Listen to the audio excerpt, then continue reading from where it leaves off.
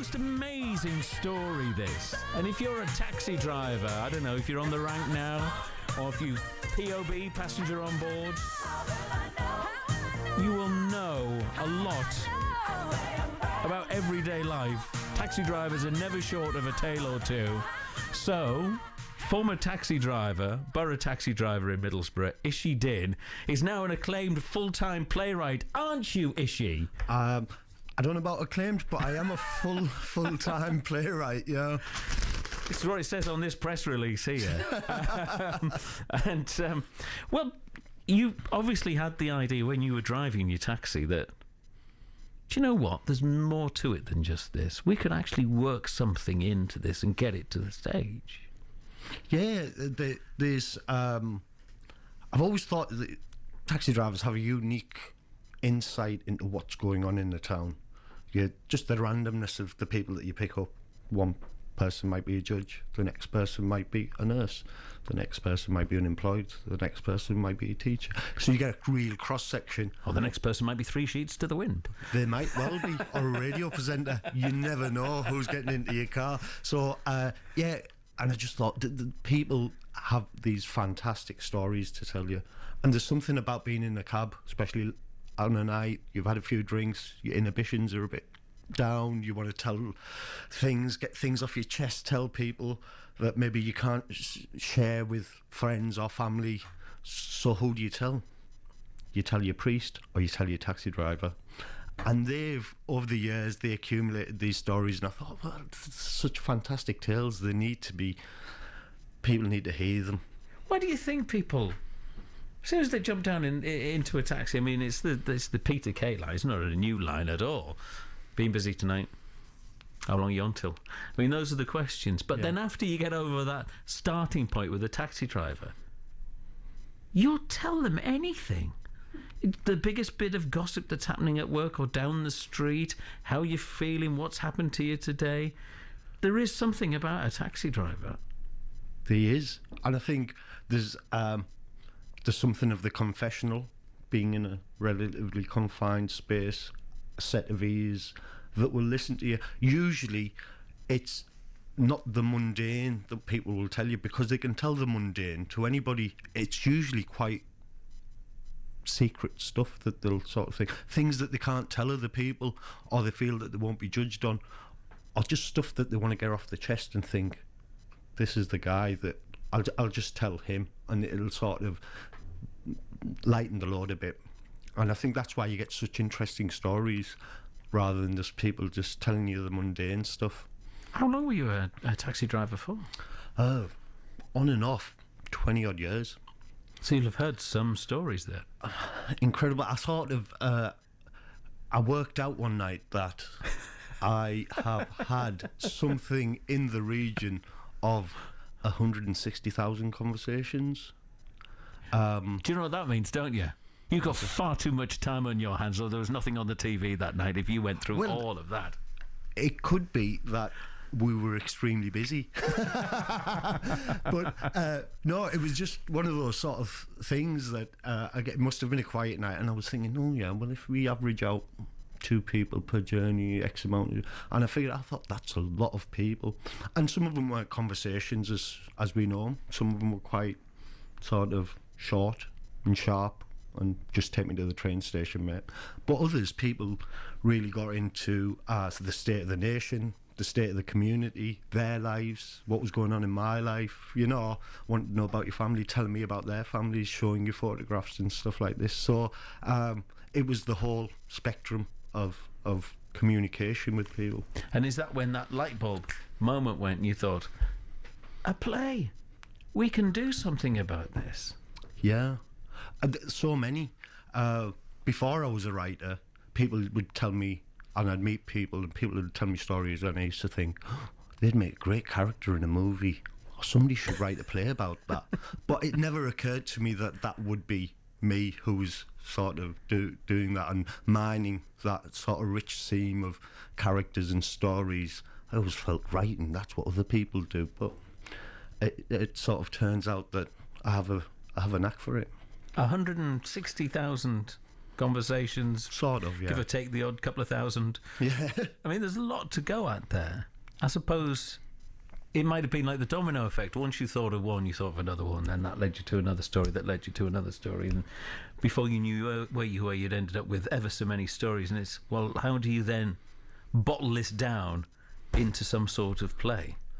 Yeah, and I think, you know, the sort of the craft of writing is something that you construct as opposed to it being a free-flowing thing. So you take bits of the guy that got in that was very, very drunk, and we'll give him a lisp like that woman, and he can live here, and part of this story and part of that story, and something I remembered from my own childhood. And you sort of construct these stories, so it's not specifically one thing. It's amalgam of experience and hearsay and things that you've come across through your life, really, to then find the bits that are going to serve you best in constructing the story that you want to tell. And I suppose no matter how outlandish, how outrageous some of the things that people have said in taxis, Yeah. actually, when we listen to them, yeah, we can relate to it because we've either done it ourselves or we know somebody else who's been there and done it, and you think, yeah, I bet somebody said that to you. Yeah, and I think at the core of all the good stories is a sort of universal human emotion. So although they'll tell you about their Aunt Bessie or something, it's about jealousy, or it's about love, or it's about disappointment, or it's about rage. So everybody can relate to a story about love or a story about loss. It's just everybody has their own version of it and have their own way of sort of getting to that. But at the core of the story, it is about something that's quite universal. So we can all relate to what they're telling us. Let's come back in a minute. Let's talk some more about Taxi Tales, because we also have in the studio with us Christine Bell, the company secretary of Boro Taxis. Ishy used to be a driver for them, now acclaimed playwright. Back in just a moment. So, Taxi Tales, and this amazing story that Ishy Din, former Boro taxi driver, has put together.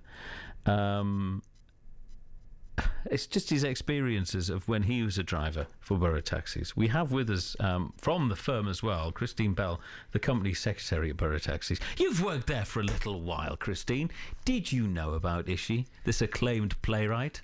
Well, I've known about it for quite a few years now, John. Yeah? Yeah. And what do you make of it?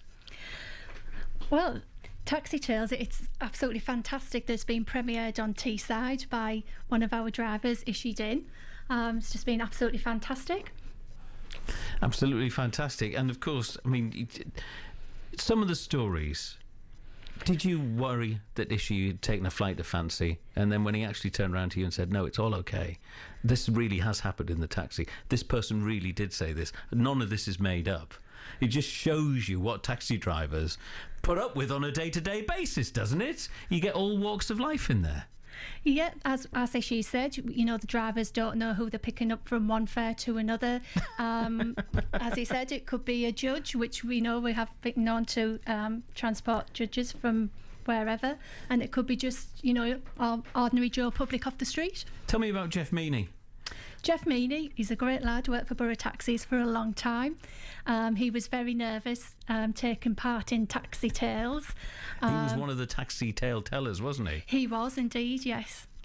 And what's he made of it all, being plunged into the spotlight on stage? Maybe Ishy could answer that better than me. I know he was very nervous to the extent where myself and Bashir and Boro Cars, we decided that we wouldn't actually participate in the Taxi Tales because he was so nervous that we thought, you know, make it a little bit easier for him. So we didn't actually see it all. Yeah, Come on. He was really nervous, but he took to it like a duck to water, and it's The taxi driver to a fair. yeah. But once in the sort of rehearsal process, when he sort of really got to grips with what the story was and where it was coming from, and sort of made it his own, really, he was fantastic, and he gave such a powerful performance during the time. Everybody was full of praise for Jeff. So maybe he has a hidden talent and he's off to Hollywood or somewhere to make a career as an actor. That's Hollywood, California, not Hollywood, Eston, or anywhere like that. California, Eston. I mean, it takes place in a taxi. I mean, when we go and see this, and it was debuted at the Ark in Stockton, it's set in a taxi. It is. So it's a series of monologues that have a common thread running through them, but can be sort of experienced individually. Okay. You get into a taxi. The taxi then drives you around Stockton, and as we're driving around, the taxi driver, as one might expect, tells you a story, but the story has a very special or specific point, and then we contrived ways of getting the passenger out of one car and into the next to hear the next part of the story. And although that story was slightly different, once you'd heard it, you realised, there's a thread running through these stories. And then we contrived a way to get them out of that car and into a third car to get the final part of the story. Our hopes for it is to bring it back next year on a much larger scale, so perhaps there's 10, 15 taxis involved. And it's like a full feature-length play, but you can only experience the full thing if you take all 15 taxis and go on the journey that these taxi They're not on double drivers. time then. Sorry? I hope they're not on double time then. Well, it depends when you get in. But what a great little mechanic there. And of course, I mean, you loaned the car as well at Boro Taxis for this to take place. I mean, it's such, again, it comes back, it's one of those simple ideas that just works really effectively as well. And like we said, it was debuted in Stockton. Did you think it would go outside of Teesside? No, we weren't really sure what was going to happen with it and how it was going to work and whether it was going to be a success or not. That's why we sort of tried to limit it to 3 cars to just figure out whether this thing actually works as a performance. Luckily for us, it worked fantastically well, and it was then performed again in London, and there's been immense amounts of interest from Hull and Sheffield and Leeds and Birmingham, and so it has got legs, I think. And it will go. Hopefully, yeah. We've got high hopes for it. Well, I mean, the Platform Theatre in London is where it's been shown as well. I mean, that's been a fantastic experience for you, because I suppose every playwright, they want to get a play on in London, and you've done it. Yeah. Through what you know, driving a taxi. I know that's been incredibly sort of gratifying. I think anybody who writes wants to see the work performed, and I know a lot of writers just do it for the sort of for the love of it, and it doesn't even get to that point. So I'm sort of quite humbled and grateful that people feel that it's good enough to actually be performed on stage. Now, come on. Yeah, you can spill the beans with me, Christine. You know, what do the other fellas think? I mean, they've known Ishy for a number of years now. I mean, what do they think of all of this? Do they relate to the stories, or have they said, oh, come on? No, everybody's really proud of Ishy, and you know, I'm sure it's a true reflection upon their ordinary working day. What's going on up there? On Teesside. What have other taxi drivers said to you? Have they said, yeah, I had that person in my taxi?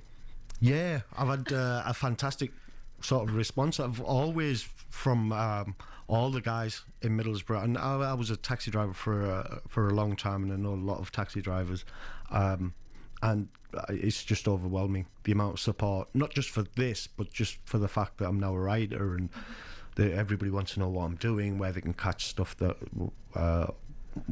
that's on, where they can go and watch it when stuff's coming on telly or wherever. They always want to know, and the fantastic support for what I'm trying to do. The fact that Taxi Tales is stories about taxi drivers and what you've seen and what you've heard, but delivered by taxi drivers as well. Like you say, there's some massive talent out there then somewhere. There is. I think, you know, we underestimate the amount of talent that that is amongst us, and it's just sort of giving people the opportunity to sort of let that flower a bit. And, you know, I know this is after the fact, but I always believed that the taxi drivers would be able to pull it off, because I knew that when people get into a car, you do put on a bit of a performance. You know, you'll act differently with different people.